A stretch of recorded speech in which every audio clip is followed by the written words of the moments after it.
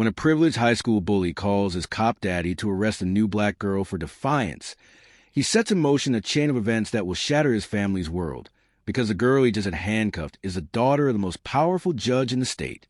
Subscribe to see how one act of arrogance unravels a life of privilege. The rain lashed against the windows of Lincoln High, turning the afternoon into a gloomy twilight. In the bustling hallway between periods, the usual chaos reigned.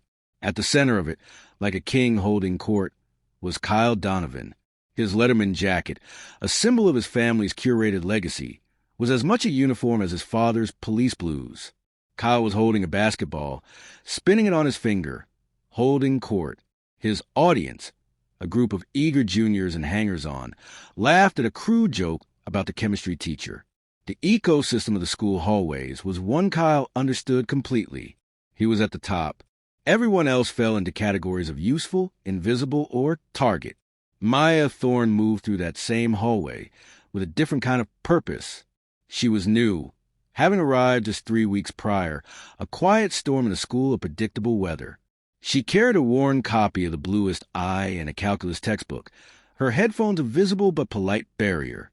Her father, a stern but kind man with a penetrating gaze, had told her to keep a low profile, to observe, to learn the terrain before making any moves.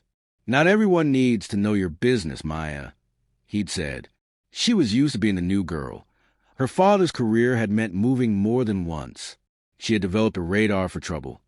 And as she passed Kyle's group, that radar pinged loudly. Kyle's basketball, whether by accident or a nudge from his own hand, bounced away from his circle and rolled directly into Maya's path. She stopped it with her foot, picked it up, and looked toward the group. Kyle sauntered over, a smirk playing on his lips. "Thanks," he said, though it sounded more like command. He held out his hand, not for the ball, but in a gesture that expected it to be placed there. Maya met his eyes. They were a cold blue, the color of a shallow lake. "You're welcome," she said, her voice calm.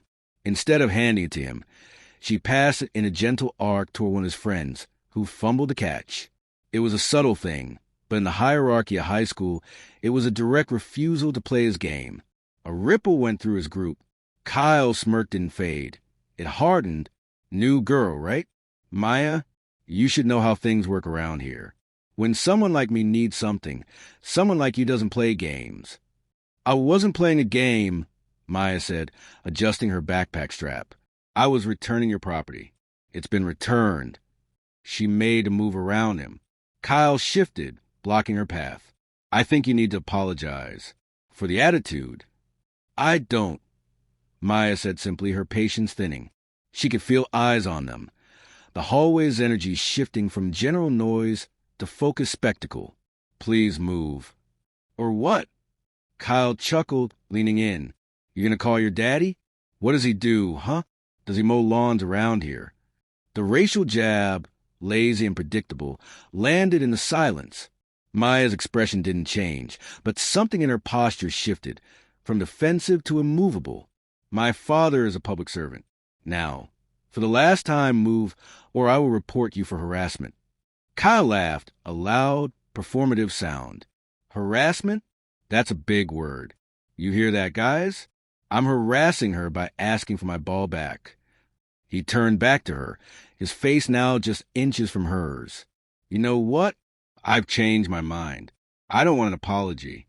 I want you to get out of my sight. But since you love public service so much, let's get you some real interaction with it." He pulled out his phone, a sleek new model, and dialed with exaggerated slowness, his eyes locked on hers. "Hey, Dad. Yeah, at school. There's a situation. A student is being aggressive, threatening, refusing to comply. I feel unsafe." "Yeah, she's right here. Maya Thorne." He listened, a triumphant gleam in his eye. "Okay, see you soon." He ended the call. "My father is Deputy Chief Donovan. He's on his way. Hope that attitude is worth it." Maya felt a cold anger settle in her stomach. She didn't say another word. She simply leaned against a locker, took out her own phone, and sent a quick text. The wait was tense, the hallway now a theater. Teachers peeked out of classrooms, but recognizing potential for a confrontation with the Donovan family, seemed hesitant to intervene fully. Within 10 minutes, the electric buzz of walkie-talkies preceded the arrival of Deputy Chief Brendan Donovan. He was a larger, older version of Kyle, his uniform pressed to a razor's edge, his demeanor one of unquestioned authority. He didn't look at Maya as a student. He looked at her as a problem. Kyle launched into his version of events, painting Maya as an instigator, a violent agitator. She shoved me, Dad, and then threatened me when I asked for my ball back. Brendan Donovan finally turned his gaze to Maya. Is that true, young lady? No, sir, it is not, Maya said, her voice clear. He blocked my path, made racially charged comments, and is now lying to you.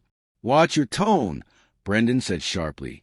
I have a credible witness, my son, reporting a threat. You are coming down to the station for questioning regarding assault and making threats. Turn around. The gasp from the gathered students was audible. Maya's calculus teacher, Mr. Henderson, stepped forward. Chief Donovan, surely this can be handled through the school office? I saw the interaction from my doorway, and it didn't seem. Thank you, Mr. Henderson. Brendan cut him off, his voice leaving no room for debate. This is a police matter now. He produced handcuffs. The metallic click as they closed around Maya's wrists was the loudest sound in the suddenly silent hall. Kyle's smile was one of pure, unadulterated victory. He watched as his father led the proud, silent black girl away, her head held high, the image of humiliation he had craved. It was the peak of his power. The processing at the precinct was a study in cold procedure. Maya was fingerprinted, photographed, and placed in a holding cell. She refused to answer any questions without a lawyer present, a statement that made the arresting officer, a younger man who seemed uncomfortable, nod and back away. Brendan Donovan, from behind the glass of his office, watched her. There was a steadiness to her that unnerved him. It wasn't the fear or bluster he was used to. It was a quiet, simmering certainty. He pushed the feeling down. He was protecting his son. That was his job as a father and as an officer. An hour after her arrest, the atmosphere in the precinct changed. First, it was the arrival of a sleek, black sedan that didn't park in visitor parking, but right at the front entrance. The man who stepped out was in his 50s, wearing an impeccably tailored suit that spoke of authority far beyond the municipal. His expression was granite. He was accompanied by a severe-looking woman carrying a briefcase. They walked into the precinct not as petitioners, but as assessors. The desk sergeant looked up, and his blood ran cold. He had seen Judge Harold Thorne's picture in the law journals, at Bar Association events. He was a state appellate court judge, known for his intellect, his unforgiving scrutiny of police procedure, and his unwavering moral compass. Sergeant. Judge Thorne's voice was quiet, but it cut through the room's noise. My daughter, Maya Thorne, was brought here approximately 1 hour and 7 minutes ago. I am here as her parent and her legal counsel. I want to see her now, and I want to see the arresting officer and the arrest report. Immediately, the sergeant scrambled, his face pale. He buzzed them back. As Judge Thorne walked through the bullpen, every officer stiffened. He found Maya in the holding cell, sitting on the bench, reading her book. When she saw her father, she finally let the mask slip, just for a second, revealing the hurt and anger beneath. Hey, Dad. The cell door was open before the judge even had to ask. He embraced his daughter, then turned to the now terrified sergeant. The arrest report. Now, and I want Deputy Chief Donovan in an interrogation room. I will be speaking with him. Brendan Donovan, summoned from his office, entered interrogation room 2, expecting to find a defense attorney. He found Judge Harold Thorne sitting alone at the table. The air left Brendan's lungs. Your Honor, I had no idea. That, Judge Thorne said, placing his palms flat on the table, is the most damning part of this entire fiasco, Deputy Chief. You had no idea who she was, so you thought this was acceptable procedure. You took the word of your teenage son over a young woman with no record, and you applied the full weight of your office to publicly humiliate and incarcerate her. You did not review hallway security footage. You did not interview impartial witnesses. You saw a black girl who talked back, and you saw a chance to flex your power for your son's amusement. Do I have the sequence of events correct? Brendan could only stand, his mind racing through the consequences. His career, which he had built with such care, was crumbling in front of him. "Judge, it was a misunderstanding." Kyle felt threatened. "Your son is a bully," Judge Thorne interrupted, his voice still lethally calm. "And you are his enabler wearing a badge. You have violated my daughter's civil rights, the public trust, and about a dozen departmental protocols. This is not going away with a misunderstanding. You are suspended, effective this moment. The district attorney will be reviewing this case for criminal charges against you for false arrest and against your son for filing a false police report. Now, you will go out there, you will process my daughter's unconditional release, and you will pray that I decide the appropriate remedy is merely the end of your career and not a personal lawsuit that leaves you and your family destitute." The walk back to the bullpen was the longest of Brendan Donovan's life. Every officer avoided his gaze. He processed Maya's release with trembling hands. As Judge Thorne led Maya out, she paused, looking not at Brendan, but at Kyle, who had been called down to the station by his frantic mother, and was now witnessing his father's professional annihilation from the waiting area. Maya didn't smile. She didn't gloat. She simply looked at him. And in that look was a lesson about power, real power, that Kyle was only beginning to understand. The fallout was swift and brutal. The story, leaked to press, became a national headline. Deputy Chief arrests judge's daughter in school bullying incident. The narrative wrote itself. Privilege, abuse of power, racial dynamics. Brendan Donovan was not just suspended. He was forced to resign. The DA, under intense scrutiny, did file charges against Kyle for filing a false report, a move that sent shockwaves through the community. Kyle was no longer the golden boy. He was a pariah, facing juvenile court. The family's reputation was in tatters. Their friends vanished. Brenda Donovan, Kyle's mother, a woman who had curated their social standing with meticulous care, filed for divorce, unable to bear the shame. But the real twist, the dramatic turn that no one saw coming, came 6 months later. The criminal cases were proceeding, but Judge Thorne had also filed a massive civil rights lawsuit against the city and Brendan Donovan personally. The discovery process was digging deep, and it uncovered something. Maya, determined to ensure no one else suffered at the hands of the Donovans, had done her own digging. She talked to students, to former classmates from Kyle's middle school years. She heard whispers about a girl, Sarah Gable, who had transferred schools years ago after a relentless campaign of bullying from Kyle. Sarah had been hospitalized for anxiety. With the help of a relentless investigative reporter on the story, Maya tracked Sarah down. Sarah, now in college, was initially terrified to speak. But Maya's calm persuasion and the fact that the mighty Donovan family was already falling gave her courage. Sarah revealed that Kyle's bullying hadn't just been verbal. He had stolen intimate photos from her phone and shared them. A minor at the time, it was child pornography. Brendan had known. Sarah's parents had gone to him, and Brendan had not filed a report. Instead, he had threatened them, suggesting their daughter's promiscuity would be exposed in any investigation. He had used his badge to cover up his son's crime, forcing Sarah's family to move away in silence. This new evidence was a nuclear bomb.